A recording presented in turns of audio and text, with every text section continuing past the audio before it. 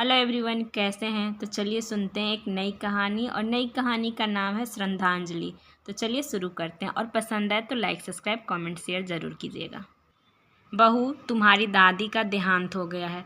परसों तीये की बैठक है। तुम आज ही रवाना हो जाओ ताकि यहाँ आकर दादी को श्रद्धांजलि दे सकोगी। सासू माँ के मुंह से ये सुनकर मीना फपक फपक कर रो पड़ी। आंसू है कि थमते ही नहीं थे। बचपन से जिस दादी के इतने साथ रही, आज वे नहीं है। ये सोचकर ही मीना का दिल भर आया और आंसू बहने लगे। मीना के पति राजीव को पता लगा तो उसने कहा, मैं तुम्हारा तत्काल में टिकट बनवा देता हूँ। नहीं राजीव, मैं तस्वीर से मिलने नहीं जाऊंगी। वहाँ उठावनी में दादी की तस्वीर होगी, दादी तो नहीं होगी। आज जब दादी ही नहीं रही तो मैं चाचा जी के घर जाकर क्या करूँगी और किस हक से जाऊँगी। जब तक दादी जिंदा थी मैं मिल नहीं पाई। मिलने को इतना तरसी, इतनी सामाजिक बंदी से मैंने झेली। अब सिर्फ दुनिया को दिखाने के लिए नहीं जाऊँगी। मैं नहीं मानती एक खोखले रिवाजों और बंदिशों। एक कहकर मीना ने फ़ोन रख दिया। मीना के सामने पुराने दिनों की यादें ताज़ा हो गई। मीना के पापा और चाचा दोनों अलग अलग शहर में रहते थे। दादा दादी अलग गांव में रहते थे। बचपन में मीना गांव छुट्टियों में जाया करती थी। अपनी दादी के सबसे करीब रही। दादी ही उसके बाल बनाती, बालों में मालिश करती, उसके लिए कपड़े की गुड़िया बनाती थी, उसकी पसंद का मीठा गुड़ वाला हलवा और चावल की खीर बनाती थी। वो दादी की गोद में सोई रहती थी। दादी उसे कहानियाँ सुनाया करती थी। जब मीना शहर वापस आती तो उसका मन नहीं लगता था। उसका गांव जाने का बड़ा मन करता था, पर स्कूल की पढ़ाई भी ज़रूरी थी। जब कभी दादा दादी के साथ शहर कुछ दिनों के लिए आती तो मीना दादी के चारों तरफ घूमती थी। दादी के खाने पीने आराम का ख्याल रखती थी। दादी के लिए एकादशी की कथा और गीता का पाठ करती थी। दादी से मीना का बड़ा जुड़ाव था। एक दिन पता चला दादाजी को लकवा आ गया है। उन्हें शहर इलाज के लिए लाया गया, पर वे बच ना सके। अब दादी अकेली रह गई। दादी का गांव छूट गया। दादी उदास रहने लगी। वे दादाजी को बहुत याद करती थी, पर धीरे धीरे जीवन सामान्य होने लगा। दादी बड़ी ही धार्मिक और शांत स्वभाव की महिला थी। अपने नाम मीठी देवी के अनुरूप मीठी थी। सबके साथ घुल मिल जाती थी। भजन गाने का बड़ा शौक था। मीना के घर से मंदिर बहुत दूर था। वहाँ कभी कभी पापा लेकर जाते थे या मीना, लेकिन रोज जाना संभव नहीं था।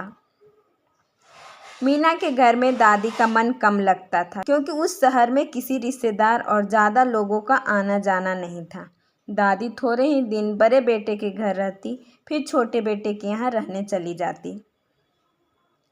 दादी का वहाँ बड़ा मन लगता था। घर के सामने ही मंदिर था, पार्क में रौनक थी, रिश्तेदारों के यहाँ आना जाना लगा रहता था। बुआ भी चाचा जी के कॉलोनी में ही रहती थी। वे दादी से मिलने आया करती थी। इधर पापा और चाचा जी के बीच गांव के मकान को लेकर बड़ा झगड़ा चल रहा था। चाचा जी गांव का मकान खुद ही हड़प लेना चाहते थे, जबकि उसमें पापा की भी हिस्सेदारी थी। चाचा जी का कहना था, माँ हमारे पास ही रहती है तो उनका सब कुछ हमें ही मिलना चाहिए। इधर पापा ने भी दादी की हर इच्छा पूरी की थी। वे दादी को रखने को तैयार थे, पर दादी का मन चाचा जी के यहाँ ही लगता था।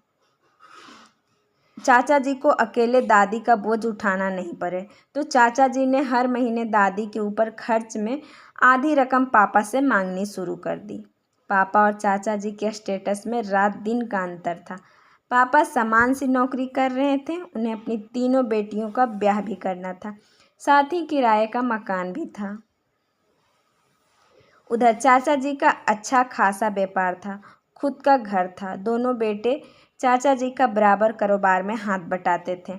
घर में नौकर चाकर थे, पर अकेली दादी पर पैसे खर्च करना उन्हें गंवारा नहीं था। उनका कहना था कि माँ सबकी है तो मैं अकेले क्यों खर्च करूँ। एक दिन अचानक रात को चाचा जी का फ़ोन आया कि कल माँ की आंखों का ऑपरेशन है, भाई साहब 20,000 रुपया लेकर आ जाना। पापा को चाचा जी बस पैसे के लिए ही फ़ोन करते थे। उसके अलावा चाचा जी और चाची पापा को पूछते तक नहीं थे, क्योंकि पापा का स्टेटस इतना ऊंचा न था।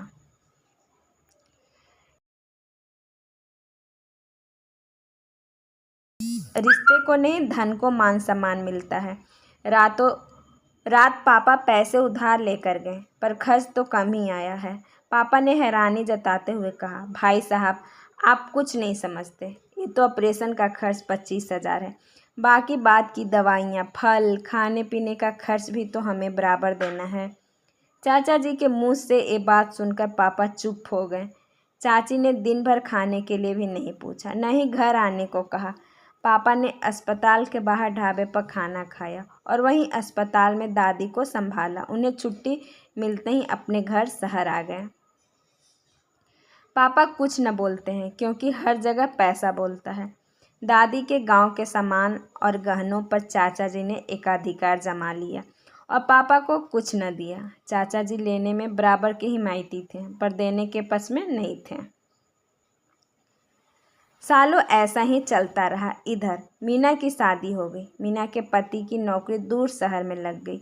मीना का ससुराल और चाचा जी का घर एक ही शहर में था, पर कभी चाचा जी घर आने को नहीं कहते थे। मीना का दादी से मिलने का बड़ा मन करता था। अब दादी बीमार भी रहने लगी थी। एक दिन मीना ससुराल से दादी के यहाँ मिलने चली गई। दादी से लिपटकर खूब रोई, उनके हालचाल पूछे, बचपन के दिनों को याद करने लगी। तभी चाची बोली, हमने तो तुझे बुलाया नहीं। बहन बेटी बिना बुलाए मायके नहीं आती है। तेरे ससुराल वालों ने तुझे कैसे भेज दिया? चाची के इतने अपमानजनक शब्दों ने दिल को चीर दिया। अब मीना जब भी ससुराल जाती, दादी से मिलने की कसक मन में ही रह जाती थी। पापा से ही उनके समाचार लेकर मन को तसल्ली देती रहती थी। एक दिन समाचार मिले कि दादी अपनी आखिरी सांसें गिन रही थी। मीना का मन बेचैन हो गया। दोनों शहरों में दूरियां भी बढ़ी थी। जाने का मन बना ही रही थी कि सासू माँ का फोन आ गया। अब आज जब दादी के निधन की खबर सुनी तो एकाएक विश्वास ना कर सकी और मन में ये मलाल रह गया, वे दादी से मिल भी नहीं सकी। सालों हो गए थे, दादी का चेहरा तक नहीं देखा था।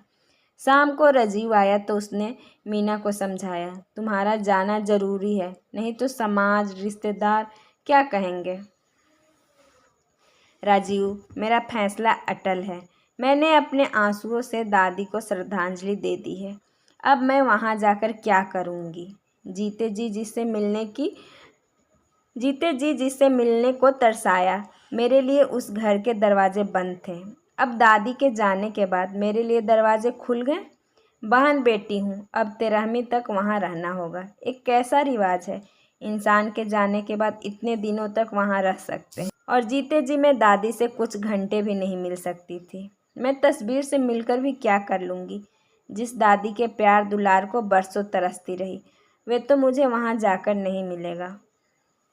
राजीव ने हिम्मत बढ़ाया, मैं तुम्हारे साथ हूँ, तुम्हारा मन नहीं है तो मत जाना। मीना राजीव के कंधे पर सर रखकर फिर से अपनी दादी की यादों में खो गई। अगर आप सबको कहानी पसंद आई हो तो प्लीज़ लाइक, सब्सक्राइब, कमेंट और शेयर ज़रूर कीजिएगा।